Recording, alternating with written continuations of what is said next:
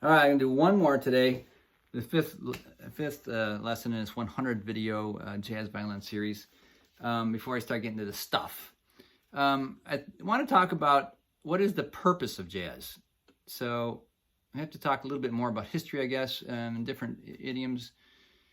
For me, the purpose is for my self-expression. But like Miles Davis, I've mentioned, he would say, "Man, where's the chicks?" It's like, who are you drawing to your music? There's a bunch of elitists who want to go, "Oh, aren't we so great for listening to this really complicated music and that everyone else can't understand because they're not just smart enough."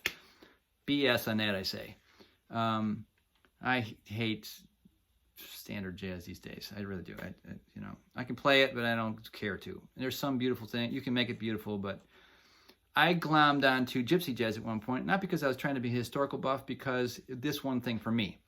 The purpose of it was not just for an elitist listening session, the musicians kind of like, "We're turning our back on you. We don't care what you think. We're going to play our thing," It's not what it's about for me.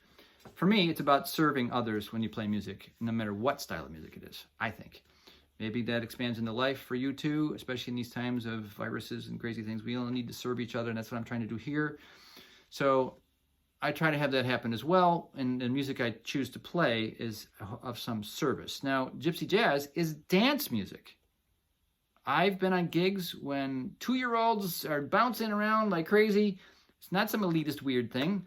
I've been on gigs when 80-year-olds are like crowd riding to gypsy jazz, literally. So that music is just this toe-tapping fun thing that, even though there is much complicated stuff to know, all the scales and chords and ear and training and speed and articulations and all these different things, and then also know it well enough to not think about it so hard. It's a tall mountain to climb, but also it's still got to make 2-year-olds dance. So that's pretty cool in my opinion. What is the purpose of jazz? I think it should reach somebody with some kind of feeling that serves them. If it's a sad song, it should make them feel sad, not just say, "Aren't I so marvelous for blowing my soul over this song? Don't you think so?" That's great if they do, but it's not the main event, and don't ever think that it's more than that. It should reach people. Again, Miles Davis mentioned, he was playing all that funky stuff, trying to play pop tunes in the end and stuff. I thought that was kind of cool. Whether you like that style or not, doesn't matter. He was trying to serve people, I think. And Wayne Shorter, I mentioned, plays only what is needed to serve the song, serve the people who are listening.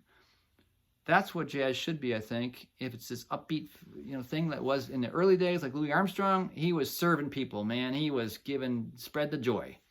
So this hubristic kind of turn your back on the audience, dark thing is not for me. I don't think that's the purpose that should be. If the purpose is to serve, I'm down with it.